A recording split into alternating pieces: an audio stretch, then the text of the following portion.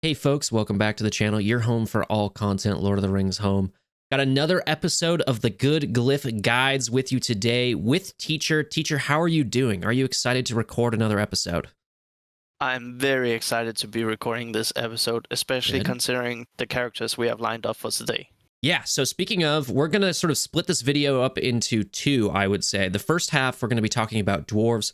I'm basically going to be presenting to Teacher exactly what I use for my dwarves and why. We're going to go through the whole gamut that I have on the screen here. And then in the back half of the video, we're going to go through Haradrim, which is something that Teacher has a lot more expertise in. And I'm eager to ask questions about that too. They are a team I have once again resumed shard farming. So I'm going to, that's how the video is structured. We're going to put some timestamps down in the description below so you can maybe navigate to a particular character that you are looking for. And then I think what we're going to try and do is at the end of each section, there will be a graphic that has sort of a summary of what we're doing here. Additionally, I'm going to put in probably the pinned comment, the Google Excel sheet that I have that has all of the glyphs that I use on my main account. Obviously, that will not include Haradrim because I do not use Haradrim on my main account. So if you want to figure all of that stuff out, you got to listen to what Teacher has to say. With that, we do want to address something before we get moving in this, and that's talking about Bloodlust and Last Stand. Well, as everyone knows, that is the ideal meta set that we probably go with for the raids, for not swapping out anything than a Last Stand with some Bloodlust. So yeah, assume that is the case at the moment.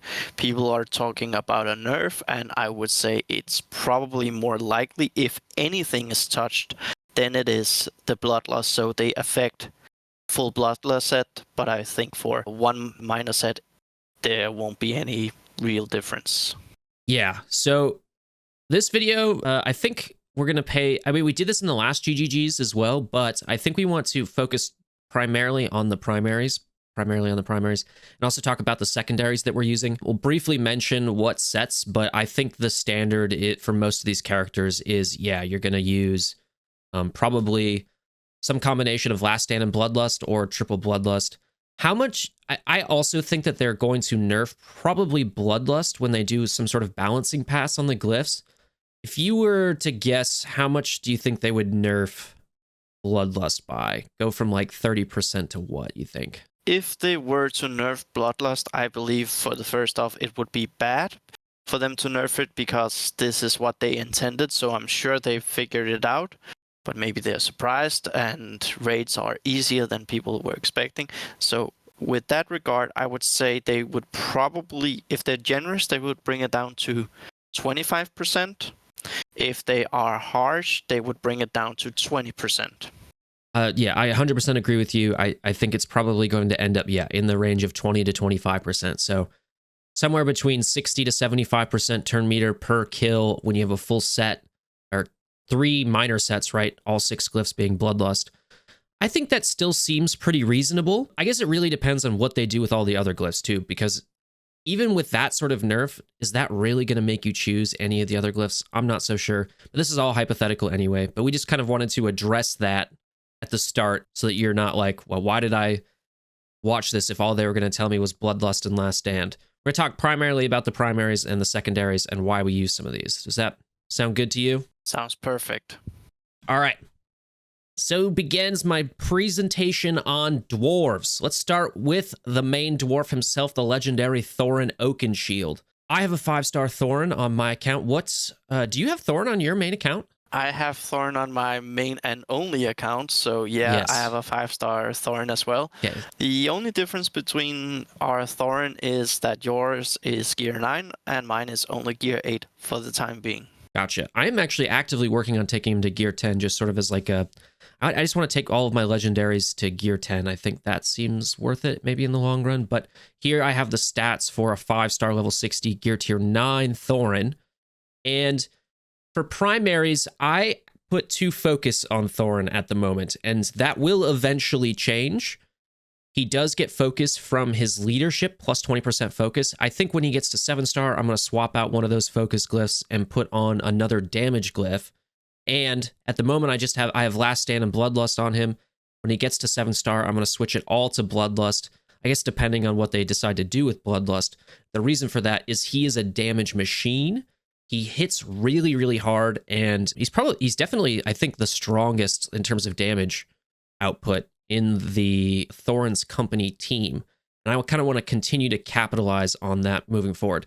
The reason I have 2 focus glyphs on him right now, though, is because you need to land marked for his kind of abilities and kit and team to really work in the raids, especially on chapter 4, right? In chapter 4, right, marked means you can't miss, and so you kind of don't have to worry about the blinds that the Balrog is handing out. So that's kind of what I do for Thorin. And then in terms of secondaries, I don't think he needs speed because of how much turn meter manipulation he gets. I think putting Bloodlust on him is fine.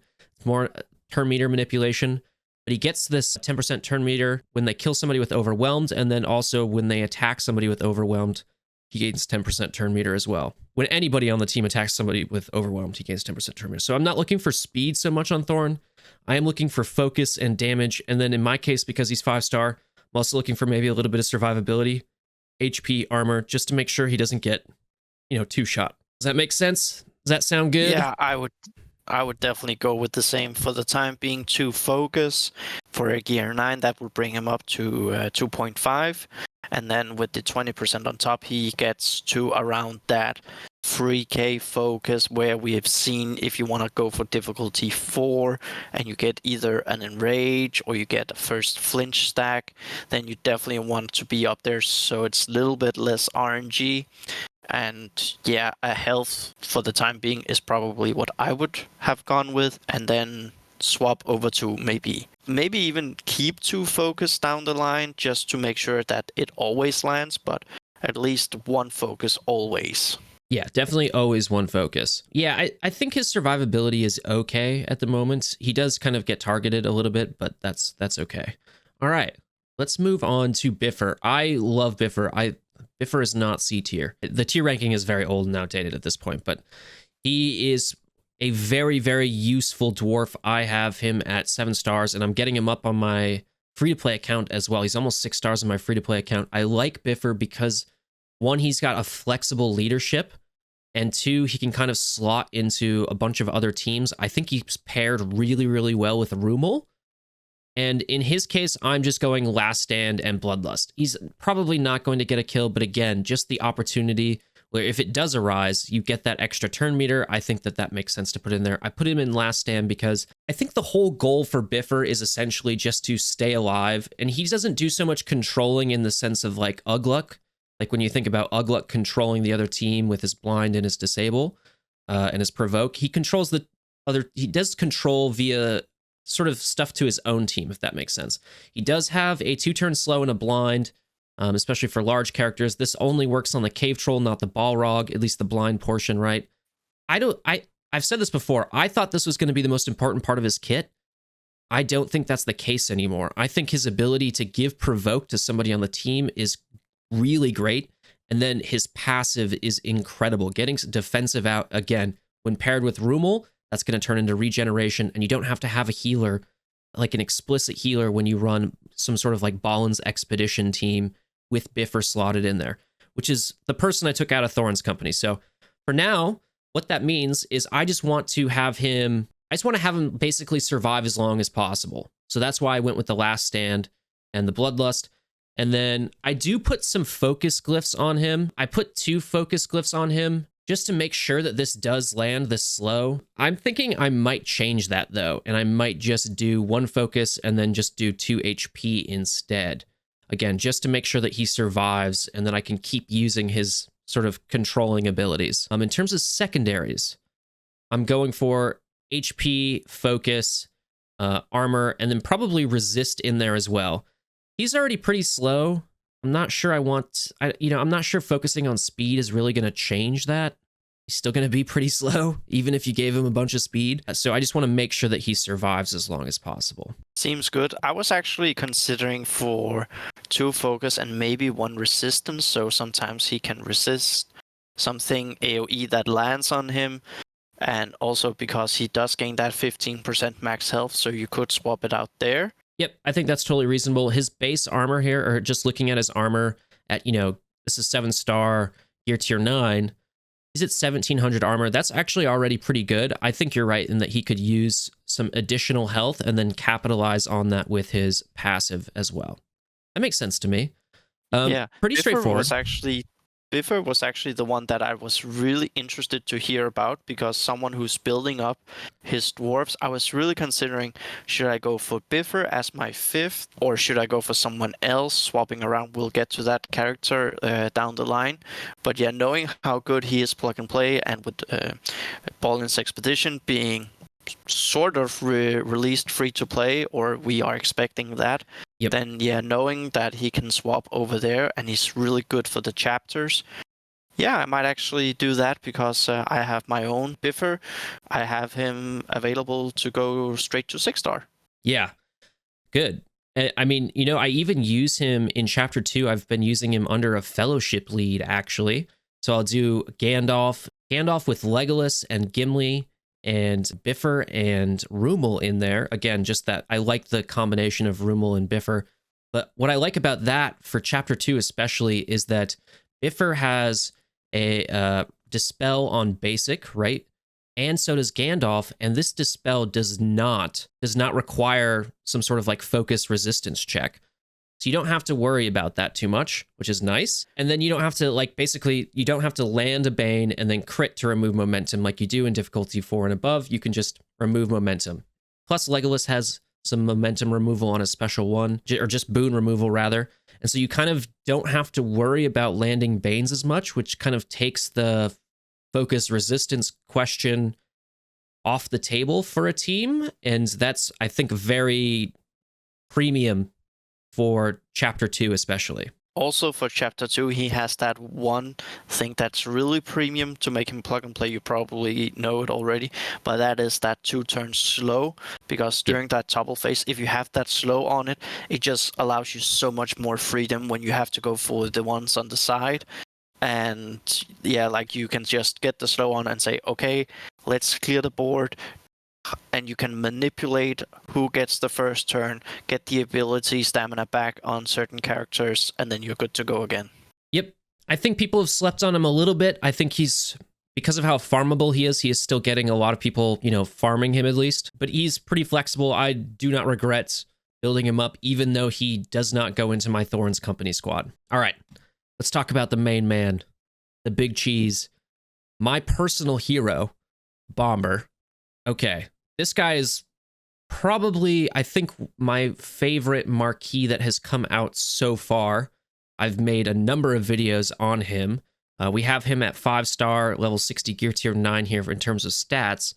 In terms of glyph sets, I run triple bloodlust on him. He's pretty slow, but I find that I can often get him to take multiple turns, both in PvP and in the raid, because I can basically spam his special 2 where he's doing AoE damage and getting that slow off. I wait for somebody to get to low health. I spam my Bombur special 2, kills them off. And then because I just landed slow, I can now do his special 1, which will be up because he's basically taken a turn, converting those 3 sleep stacks into stamina, just, you know, right off the bat. And then I've basically slowed the entire team down, and now I've just given probably a good number of members on my team haste. And then you start outrunning them. You start lapping them, right? Bombur, probably would be king of the beer mile with this kit. Very happy with him. In terms of primaries, because I have a 3-star Bombur on my free-to-play account, obviously, and then I have 6-star on my main account. But even on my main account, I run 2 times focus, because you need his Banes to land. Otherwise, he basically loses a lot of viability in his kit. So 2 times focus. And then actually the last primary, I go armor. And the reason for that is because he's got a really low armor. You can see it right here, right? 600 basically at 5-star, level 60, gear tier 9. That's not a lot. And I just kind of want to round him out more. So if I have an armor primary from slot 3, which you obviously can't change, and I add another one in slot, 5? Then I think that kind of brings his armor up to a respectable place. And I was playing around with this when he first came out. HP or armor. And I found that he survives much, much longer with an armor glyph down there, as opposed to just continuing to pump more HP into him. I would definitely agree with that, because the armor that you get there is 305. I believe it's 260 if you are gear level 8. So just having 2 of those, and let's say he's a 4-star even, then that would help you get up to that just 1k armor. Exactly. And having maybe some secondaries with some armor here and there, like, all things help. And he's already so tanky, and you have Thorin's leadership, which also helps with his HP, which is an enormous pool. So making sure that he doesn't get, well, basically that he takes arrows as well as Boromir, then making him stay alive, a little bit more armor is definitely what I would also say. So we're totally aligned there. Yep, he gains 15% armor from his passive as well, so I don't think it's a waste to give him that additional armor. He does end up above 1k. I find, even at 3 stars, he's competing with, he can take a few 7-star Elrahir hits, and all the Elrahirs in Arena now hit like Mack trucks. So if he can take a few of those hits, even at 3 stars, I think the armor is the way to go there. In terms of secondaries, again, it's just, giving him survivability, but I do like focusing on focus for him, and because I just want to make sure that he is landing those debuffs. The resistance of both the Cave Troll and the Balrog at higher difficulties increases, I think, dramatically. But I think people have started, especially on a character like Eladin, to put resist glyphs as some of their primaries. And to me, that means I now have to kind of put more focus on Bombur just to make sure I can land, that disabled in Arena and sort of get around him to get to Elrond. With that, unless you have something else you want to add, let's move on to FIli. No, nothing to add for Bombur. He is like an avalanche. Once he gets rolling, well, that's it. Yep, totally agreed. Okay, FIli, I put Last Stand and Bloodlust on. That's pretty standard, I think, at this point. But I put Last Stand on there because I think it's good when he gets down to sort of a low health threshold that he can go again and either heal through his basic or heal through his special 2, just to kind of get that last little bit of healing off. I find that works pretty well in Chapter 3, especially. It's kind of one of my strategies is to kind of rely on his Last Stand to keep my Thorin's Company team sort of in the fight.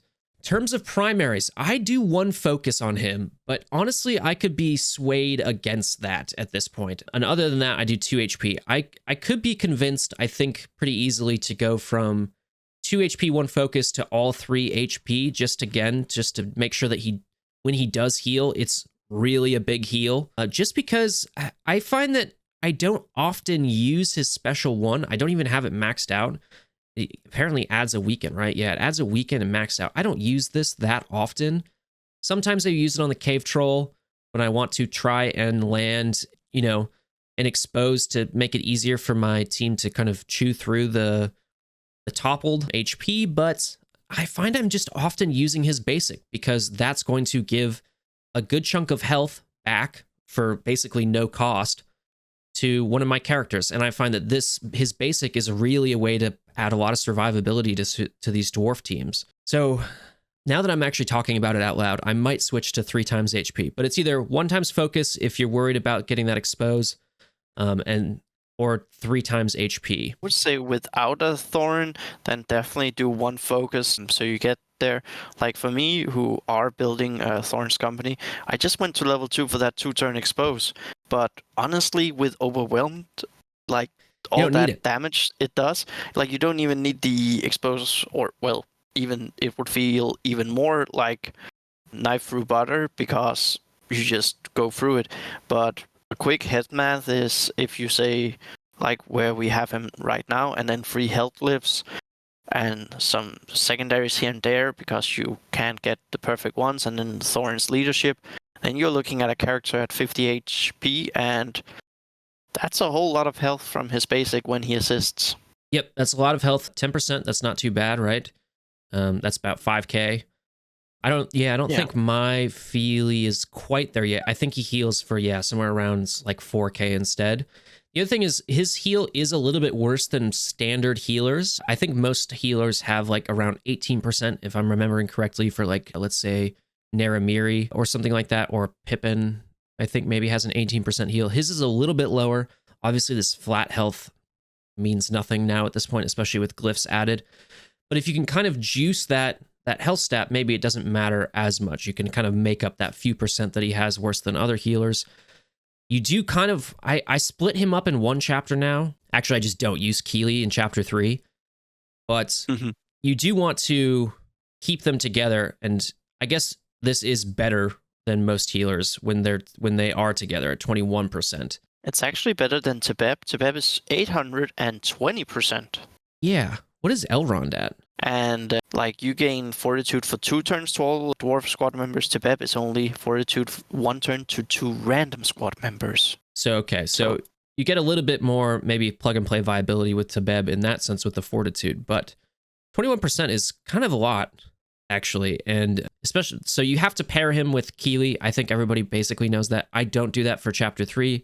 I think that's probably a special case, and so I do want to make sure that, especially for me, I'm getting that most out of the 16% that I can. But at 21%, you're probably going to be healing up a lot of your characters, like, a quarter of their health to half of their health up with this kind of heal, especially if you juice his HP with 3 extra primaries down in slots 4 through 6. And for secondaries, I'm going to probably shift away from focus. Because I often do use him under a Thorin lead, I don't feel like I really need to land this because of overwhelmed.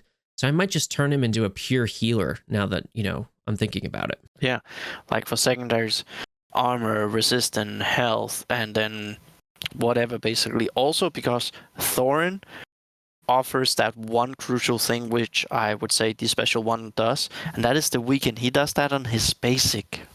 Yep. And weaken at difficulty 4 or above in Cave Troll, well also Bulwark, but especially the Cave Troll, that weaken is noticeable in case people haven't tried it. Yep, it's very, very useful. Very, very useful buff. One thing I really like is, so you're attacking an enemy with overwhelmed, and you basically can pass out these assists, right, to Thorin's company members. And then if you start stacking them up on FIli, and, let's say FIli has an assist, Kili goes, Kili's going to basically call him twice, and he just starts healing people up because he's just rapid fire hitting him with his hoe, which I think is very funny, both thematically, but also very useful in-game. Yeah, I agree. All right, let's talk about the other twin, Kili here. He's a little bit, it really probably depends on what you use Kili for, but if you're building up a dwarf team, I imagine you're going to be using him either under Thorin or probably under Bifur if you don't have Thorin for chapter 2, right? And because of that, because of how useful he can be in chapter 2, I think you can't just go 3 times damage with him. I actually put Armor Piercer on him. I know that's a maybe hotly contested, debatable topic, whether you should just go Bloodlust or Armor Piercer. I prefer Armor Piercer on some of these characters. I've done a whole spiel about it in my Glyph video, but the key, especially for chapter 2, for Kili is this special 2 here, where he can essentially add 4 stacks of bleed for 2 turns to the Cave Troll, which is massive, massive damage. And one of the reasons, along with Overwhelmed, that you can basically take this team with a 5-star Thorin into difficulty 5 for the Cave Troll. So for that, I've put 2 focus glyphs on him. Again, just trying to make sure that I am going to land those debuffs. For a while, I was using just 1 focus glyph, and I found that it wasn't landing as often as I would like, even with that leadership focus buff from Thorin. But I think that's probably because I moved up to difficulty 5, and you just need that much more focus in that particular difficulty. So this is the thing that I'm mostly worried about. It doesn't really matter when you get to chapter 4, right? I don't use him in chapter 3, and he's not. This is not the useful part of his kit for chapter 1.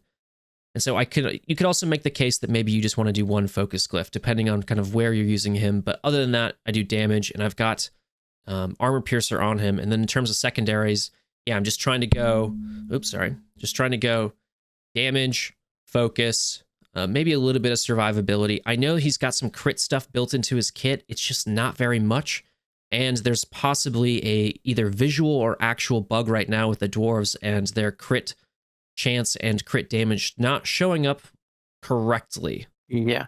As someone on the outside, I was thinking you gotta be going with 2 focus. If you aren't, then I had a bunch of questions for that. So yeah, I'm happy to hear that you're going with that. For his secondaries, I was actually thinking focus, obviously damage, and then crit, both crit damage and crit chance, because of how good his damage is. So that's what I was thinking. Of course, it doesn't really matter that much in the short run, but in the long run, let's say you get 10% crit chance, like it does add up overall.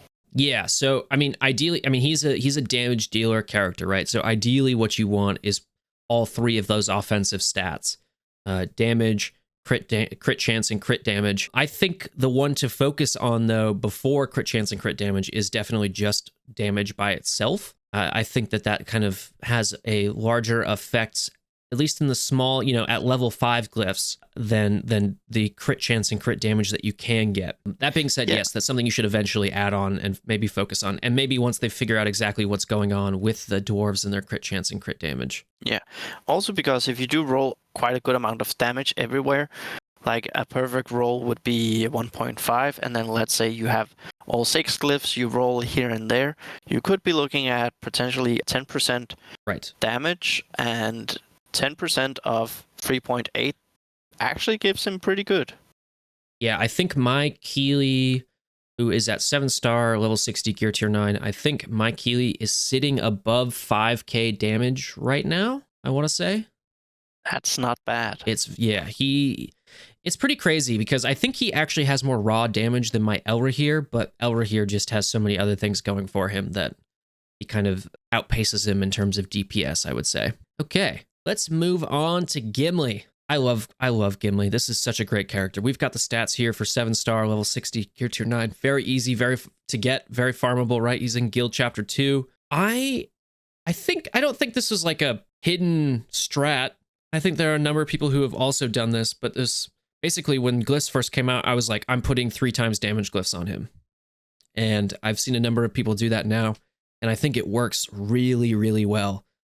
So he gets that might on his basic, right? His deadly throw is special one. I'm not too worried about landing the weaken, to be honest with you. I mean, it's a great buff, but I actually use this mostly for damage.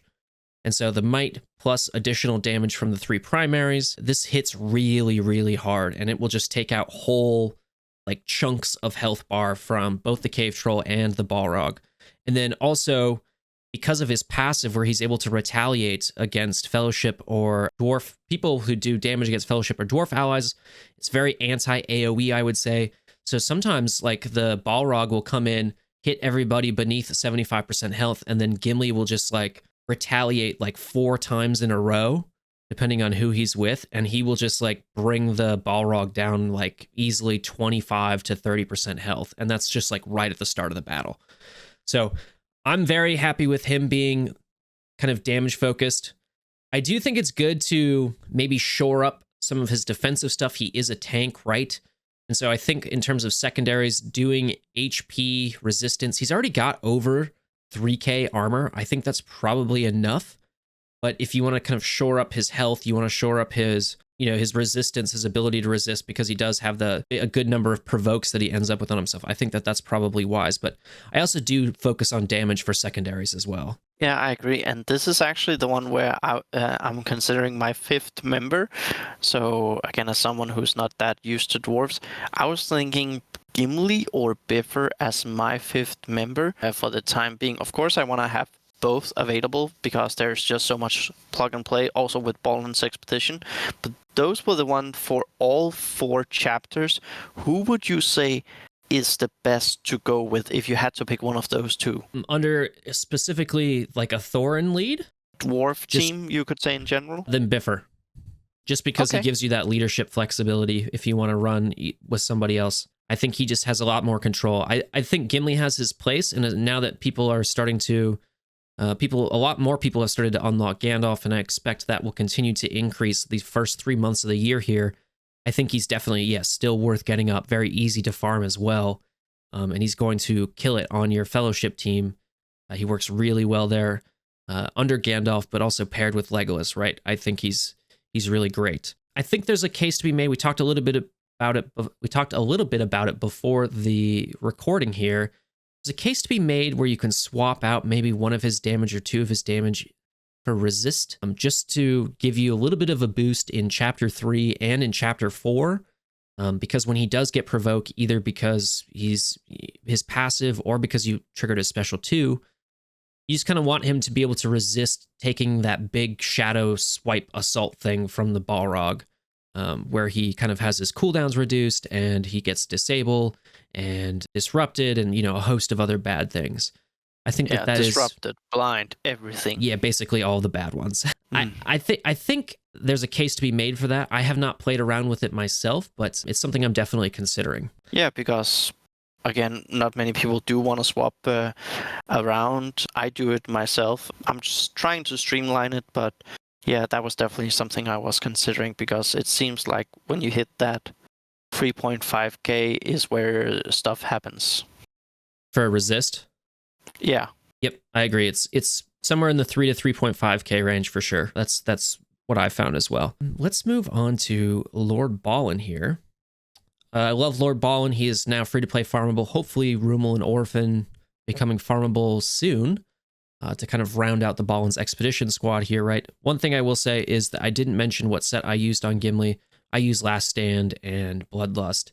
And that's just, again, because he's going to be a little bit tanky with all the provokes he has. I just want to give him that extra turn with Last Stand and the ability to sort of cleanse himself if he can. And then Bloodlust because that's meta. But Balin, we get to it basically on everyone. If nothing else, then expect Last Stand, at least for the time being. And if Bloodlust do get nerfed, then there could be a case to be made for certain characters to go something like Shield Wall, but that's only for tanks. Otherwise, just go Armor Piercer instead. Right, exactly. So you're not going to believe this, but the set I use on Balin, Last Stand and Bloodlust. Who would have guessed? Same as me. Who would have guessed? Exactly. For primaries, I do 1 armor, 1 HP, and 1 resist. And that's because I think the whole goal with Balin is just to sort of stay alive as long as possible. You may be wondering why I go resist, because he does get turn meter based, you know, whenever he gets a Bane. I think it's in his passive, right? Yeah, when this character is afflicted with a Bane, gain 5% turn meter. Something I don't think is actually working. I think like when he gets additional stacks of capture, it's not giving 5% turn meter. It's just like when you get that first stack of capture. So less than useful. I haven't confirmed that, but that's the way it seems to me. So less than useful, I would say, in chapter 3, which is where I thought it would really shine. So that's why I put 1 resist on him, because even though he has that turn meter manipulation in his passive, I still want him to just be alive as long as possible. So I kind of want to just shore up his defensive stats to make sure that that happens. He's not landing any Banes, so you don't need any focus. His leadership gives everybody armor. He's already got okay armor, but, you know, getting that up to 2k is probably all right. I do think his HP is a little bit low, and so boosting that would be pretty good. Here we have the stats for a 5-star, level 60 gear tier 9. A 5-star, I think, is where people who had Marquee have 5-star or higher. Balin, but even on my free-to-play account, I'm closing in on 5-star Balin now. So this is, I think, a reasonable look at what his stats are at the moment. And then basically the same for secondaries. What are you going to say? Yeah, I was actually saying I should probably hit 5-star on mine tomorrow. And as we know, chapter 3, chapter 4, well, you just want him to do his special too. Well, he really does live in those 2 chapters more than anyone else, I would say. Except maybe Thorin and now Bombur to some extent. Yep. But yeah.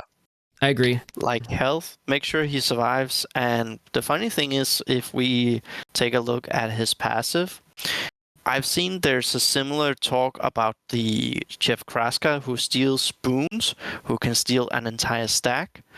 Like, that's just a boon. And I think that's the way we have to think about this game. Stacks are just more of the same. So I think it's working as intended with his passive. It's just no one ever really discussed this. So when it actually popped up, we are like, is this working as intended? Yes or no? Yeah, basically. Like when Charu uses her special 2 to steal boons, yeah, she also steals like a full stack of, let's say, counterattacks from the cave troll. So yeah, that's just how it is. But that's just kind of making sure that he survives as long as possible. I think you could, you kind of hit the nail on the head where like you just want him to get his special 2 out as much as possible, right? Well, you could then maybe argue, well, you should be focusing on speed, but look, he's got 125 speed. Like, if you focus on speed, you're going to get him to maybe like the middle of what most characters have, like an average speed. And then you've sacrificed that stat, that slot for a bunch of other possibly better, I think better stats that you could put on him, like HP or armor or resist. I don't think he hits that hard either, so I'm not sure damage is the way to go. I'm always underwhelmed with the damage on his special 1 here, this Dwarven Sundering, even with 330%, and then this extra damage he gets with boons on himself. I just find it doesn't do as much as I want it to, but maybe that's because I don't have like, a fully kitted out Balin on either of my accounts. I'm not sure. Just to put into perspective, like if you roll a perfect speed, that's 1.5, but if you roll a perfect health, that's 1.0. So let's say 5-star gear tier 9, just as we are having it on there. 1% health, that would be, well, 2,500, so divided by 100, but still, like in the long run, compare that to 1.5 extra speed, I would any day of the week take that extra health. Yep. I do think they have gotten we are not in a speed meta. And there's some things you can do. There's some speed and turn manipulation you can do in Arena, especially if that is something you want to focus on, but it is not speed. At least I've found for glyphs. I'm sure there will be people who disagree with that, but I actually think that they did a really good job of sort of balancing out a lot of these stats, especially the secondaries. And that is what we were skeptical about, but we just gotta say CG, they succeeded with that. Agreed. Yep, they do get props for that in my book. All right, one last dwarf surprise character, not surprise, but I think an underrated character, Angry Armorer, who I consider to be probably one of the, if not the best dwarf player in the game, has told me for a long time that Fro is very underrated. And now that I have built up Fro on my main account, I could not agree more. I think she is very, very useful in a good number of chapters in the raid. She is slow. I do put 3 shield wall on her because she is so slow and her taunt is up then for so long for so many other characters' turns that I think that is worth it to kind of reduce that damage. I think there are a good number of people who don't think shield wall is worth it at all. That's fine. I put 2 focus and 1 HP on her at the moment, but I think I'm going to switch that up. The reason I was putting focus on her is because I wanted to make sure that she would land her stun, and then I wanted to make sure that she would actually reduce turn meter on her basic. So for boon clearing and boon stealing, you don't need to do a focus resistance check, I'm pretty sure. Definitely for boon clearing, but I'm pretty sure it's for boon stealing as well. When you're reducing turn meter, either with Fro's basic, or let's say even the passive on a Black Beast, when you kill somebody, it's supposed to reduce everybody's turn meter by 10%, right? That does do a focus resistance check, and I thought, okay, I want to make sure I get this off. She's slow enough where I'm not sure this matters as much as I would like it to. So I might just switch to 2 resist glyphs. And the reason I want to do that is, again, she spends so much time under taunt. So especially in chapters 3 and 4, same reason I would do it with Gimli, is I just want to make sure that she is not getting a stack, all those Banes, especially in the Balrog, making sure she resists that Shadow Assault. I think that makes things a lot easier, both in difficulty 3 and hopefully in difficulty 4 as well. She's got a good amount of armor, so I don't think you really need to add more armor. She's already at 3k. This is 7-star, level 60 gear tier 9. I don't think you need to add too much more armor to her. She's got a decent amount of health too, so I think you can basically focus on making sure that she is solid in other ways. She also gets max health and armor from her passive. I'm really surprised by her. Like, I know her special ones, 1 and 2, and when you look at the stats like that she brings to the table, they're actually not that bad. Good focus, good resistance, high armor, pretty okay damage. So yeah, I would say for someone who hasn't built her yet, I don't think I would do it just for her plug and play. But if you were just starting out, I would definitely say, okay, I know how well versed the dwarves are, like how flexible they are. Surprised considering how sturdy they are, Right. but like how flexible they can be. So then, yeah, I would probably on a new account, I might just actually build her and go with the same as you said for primaries. Yeah, I think if you are somebody who's just interested in building dwarves in general, she's a good option. If you're trying to like plug a hole in your roster where you have like these kind of mishmash, you know, you've got maybe Thorin's company, you've got maybe a Bifur dwarf team, you've got some elves, and you're kind of just, you're like, I just need something, because maybe you have Gandalf coming down the line and your Gimli's going to be taking out into a fellowship team. I think she is actually a decent option. She's relatively easily farmable. I mean, she's on a hard node, but it's an early hard node, so no problems there. And yeah, I think she's actually just solid. I think the one downside she has is that she's, 123 speed. She's very, very slow.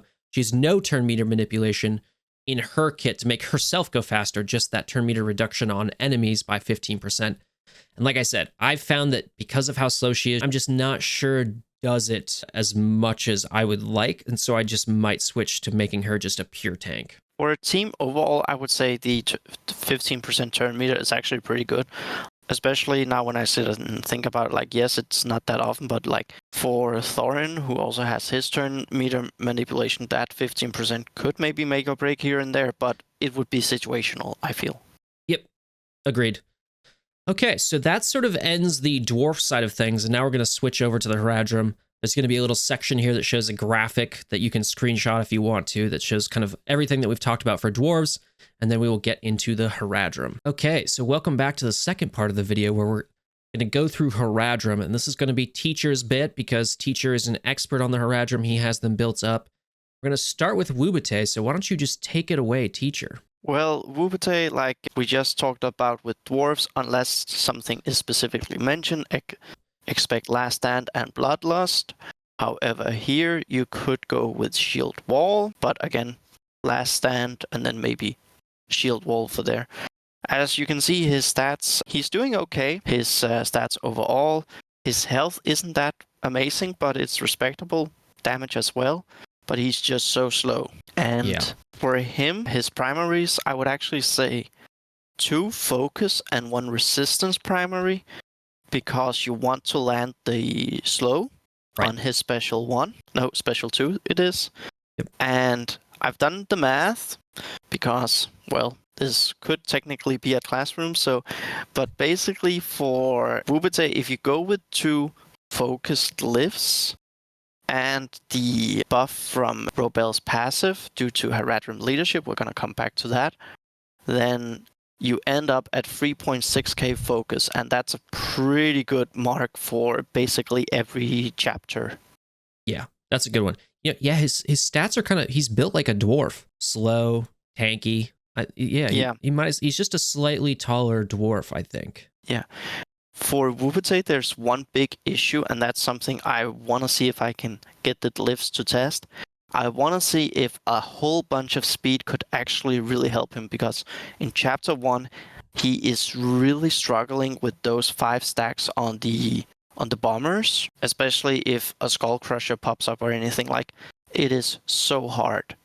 But his special 1 is actually pretty okay. I think it has been fixed, but I'm unsure, because like Eowyn, who does her special 2 where she cleanses and then does the attack, for a long time Wubete has been doing the attack and then cleansing. Order of operations is different. Yeah. So, but overall, nothing much about him. Again, Last Stand, Bloodlust, but there could be a way to go because of 2 stacks of Provoke. Does come off turn quite fast. It's a free turn, so you could go with some Shield Wall, but definitely the primaries is a must. Right. Yeah, I'm skeptical about the Shield Wall bit just because it is Provoke and not Taunt, and with how slow he is.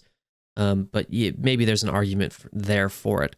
I do like his armor stat, though. In terms of secondaries, are you just kind of, again, rounding up with focus and some overall defensive stats? Yeah, I would say for him, health, damage, focus is actually what I would go with. And then crit chance for Haradrim, I would actually say is pretty vital. Right. I guess we'll get into that. Yeah. So his passive is when attacking an enemy with black. So he does a little bit of heal. Okay. That makes sense. Yeah. All right. So before we move on to the next one, let's talk about something that should be working so well with this team, but is currently bugged. And that is withering. Yeah. So there is, yeah. I've heard it's the case definitely for Bekelu. I've seen other people claim that it happens on all of them. And maybe it's not just for Haradrim, but it is in fact every character, and there are certain situations where withering just does this. But at the moment, it looks like withering will also essentially damage your own character, which makes it less than useful, I would say. Very much so, especially considering the next one we're going to be talking about. Right. So let's assume that withering is a viable set and it's not bugged. Is it still in the conversation for Haradrim? For Yeftu, I would actually say yes because of his damage.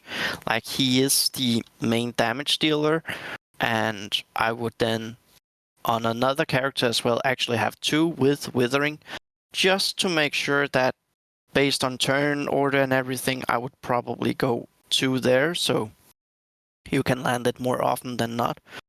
But for Yeftu, if it was working, I would probably do withering and bloodlust, or armor piercer, maybe even, because he's mainly there for the big DPS bosses, so probably withering armor piercer now that I'm thinking about it. Okay. And so for primaries, I would go 2 focus and 1 damage. Just to make sure that you land the expose, or he's got Actually, weaken so on, I land the weaken, because that weaken in especially the cave troll is so massive because of how the health and everything works. That weaken, getting it landing, is just so good. For the cave troll, I actually don't use the expose because it's all on Bekelu and her poison that just takes the cave troll down. Gotcha. That makes sense. So if we were to put withering on him, let's say you've also put some, maybe he's at like, let's just say a nice 4k damage. Right here, he's at 7-star level 60 gear tier 9. Yeah. Let's say he's at 4k damage. So withering would be what? Let's see, I can do 600 damage then? 600 true damage? It would be, probably around there.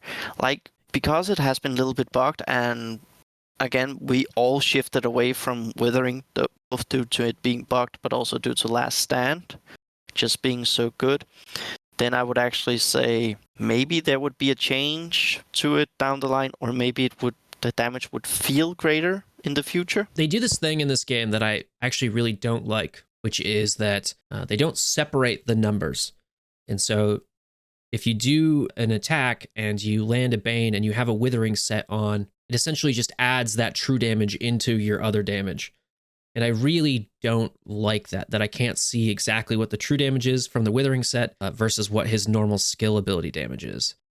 Yeah, I agree. It would be very nice also, because could there be a way for it to be like go even higher? And again, when you talk about the numbers, it doesn't feel that overwhelming. So I would say withering is probably, if they were to change any set with a buff, then I would probably say withering is the first one they would change.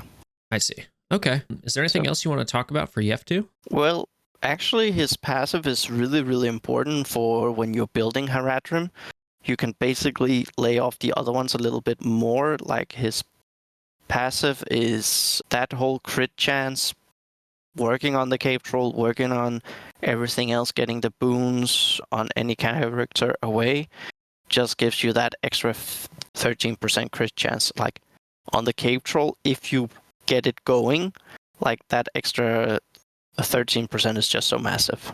Right. Okay. So, yeah, I mean, that is a decent amount of crit chance. What is that? So 25%. 25 total. Yeah, that's a lot. Yeah, and for his secondaries, again, you actually really just want crit chance and damage, and then from there it's just okay. Like, you could actually go with a little bit of speed on him, because that would put him up into a representable area, but it's not ideal or necessary. It's just damage and crit chance is definitely what you want. Yeah, he is kind of slow, but that's okay. I mean, he's faster than Wubete. All right. Only just. Yeah. Let's talk about Robel. Robel is just really, really great, I feel, because she is probably the hidden gem for raids, and her basic is just so good. We talked about that turn meter check.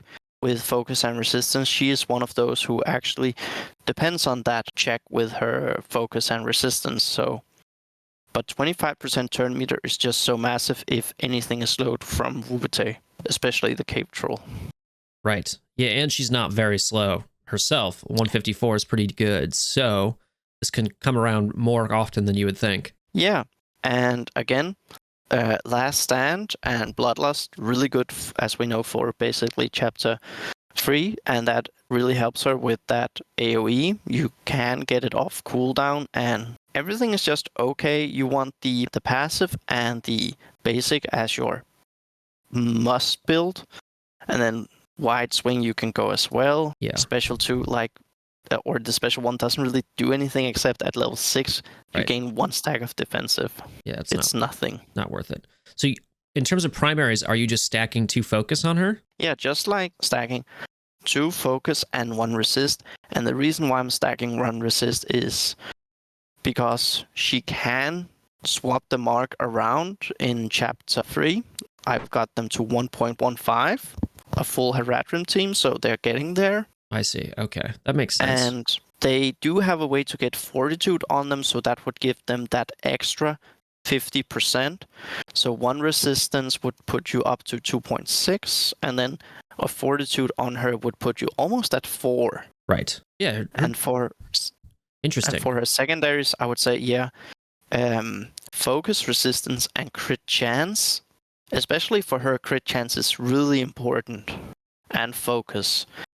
And then you just take it from there. I mean, her damage is not bad either, though.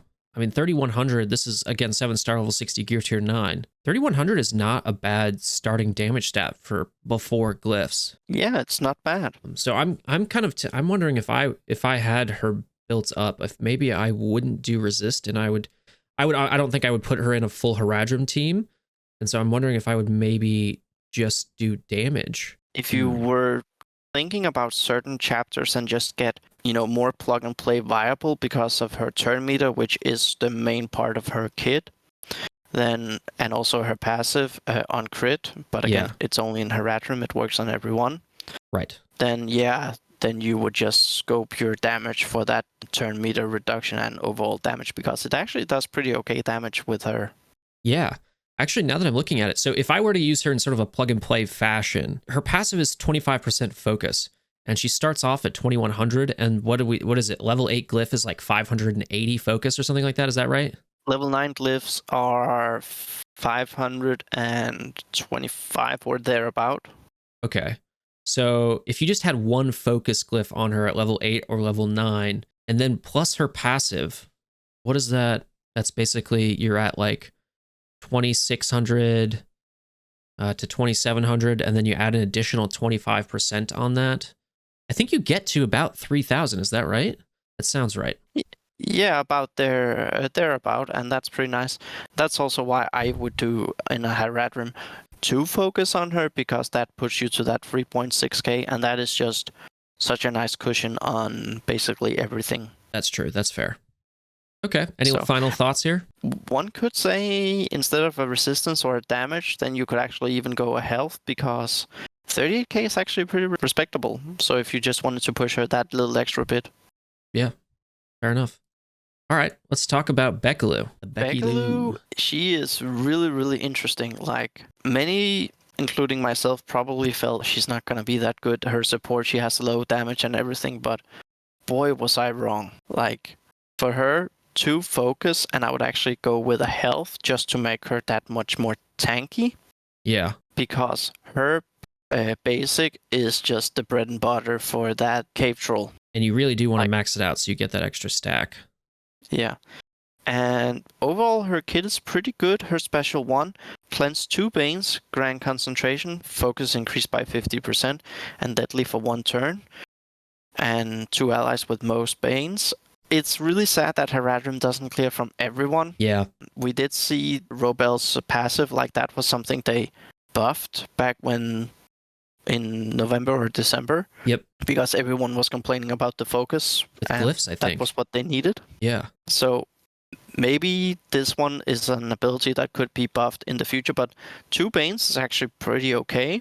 And then that concentration is just so good. So if you place them correctly, when you place at a team, I would always place Bekelu first and then Wubete and Robel right behind her. So they always get that cleanse and concentration if no one has any Banes on them.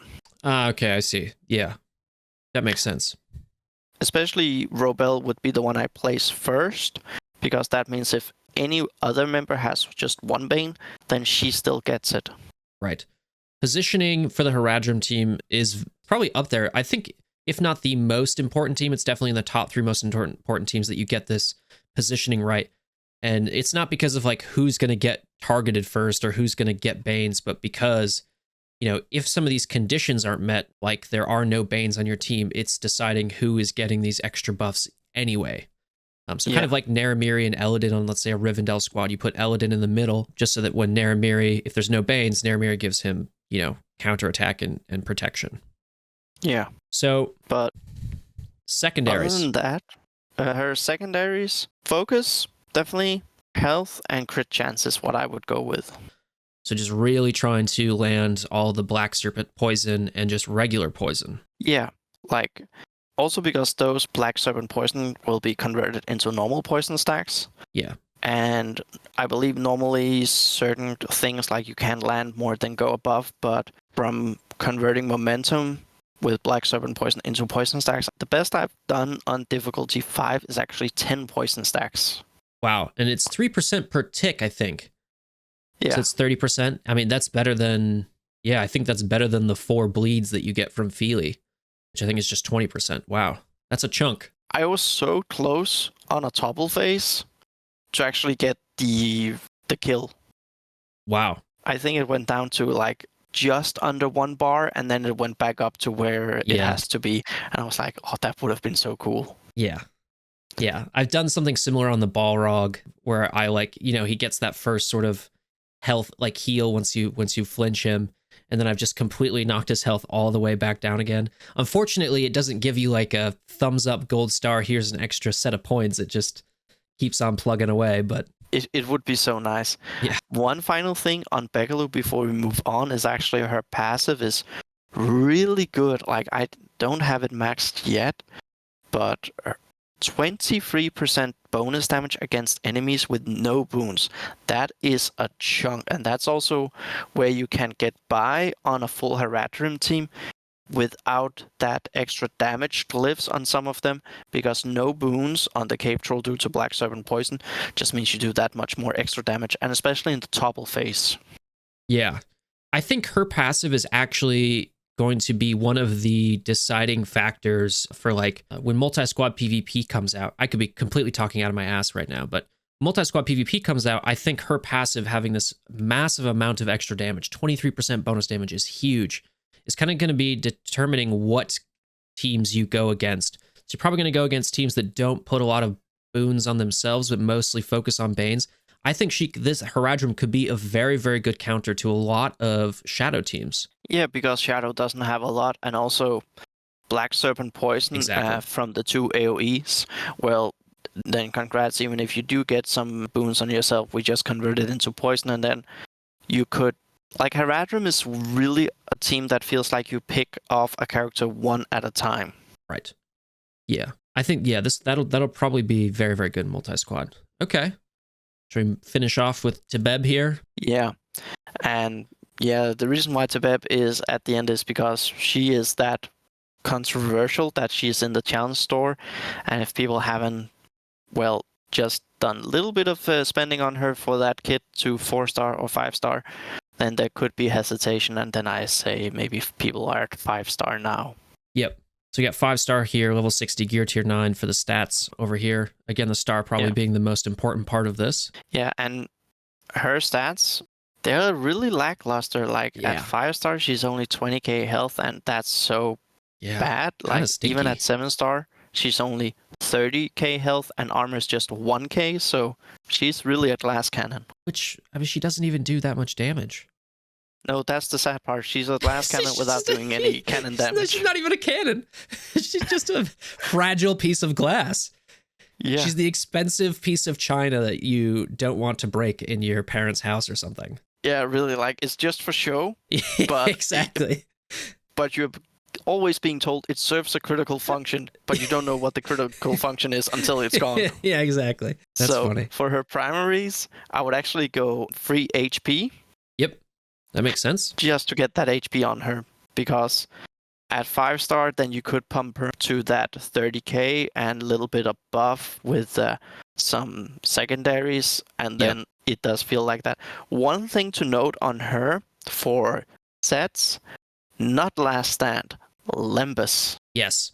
100%. Because that speed in every single chapter is actually really important. It's vital to get off in a good way on the chapter 1 where there's a skull crusher, same in chapter 3.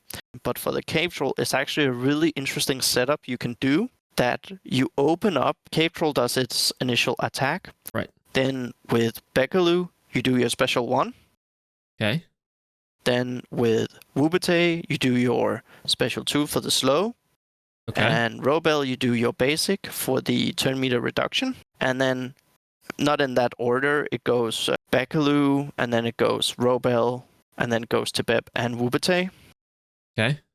But if you do that and the way you set them up, then when you do that special 2 with Tibeb, then you actually have Bekelu lapping the cave troll, so you get your concentration and deadly on your basic onto the cave troll, and then you can control it from there. Yeah, so you basically give yourself the head start that you need, and it takes a whole lot of RNG out of the fight. Yeah, because then in the initial non-enrage phase, then when he roars, he doesn't get any counterattacks, so you can actually then control it, and that means after the first topple and kill and everything, you can actually have your Haradrim squad full HP. Right. You're not worried about healing. Yeah. I agree. So I use Tibeb as a plug and play. Mine's 5-star, gear tier 8 though. And what I like about her is obviously this. I put Lembus on her as well. But what I like is that you get that 2-turn haste at level 5 and not at level 6, which is often the case for 2-turn, like, both slow duration increasing to 2 turns and haste duration increasing to 2 turns. It's always level 6, but it's not for Tibeb. So this level 5 upgrade, which is only 130 purples, is absolutely a bargain. And I'm very glad I can use her as a plug and play. But like we talked about at the beginning here, God, she is so squishy. Yeah. I got her to 7-star myself, so I might try to see if I can get one armor glyph on her. Just bring it up. Yeah. Yeah. And again, now that you do mention plug and play, I've heard rumors from different places that Bekelu and Tibeb are actually really good combined with Dol Guldur in chapter 4. Yep.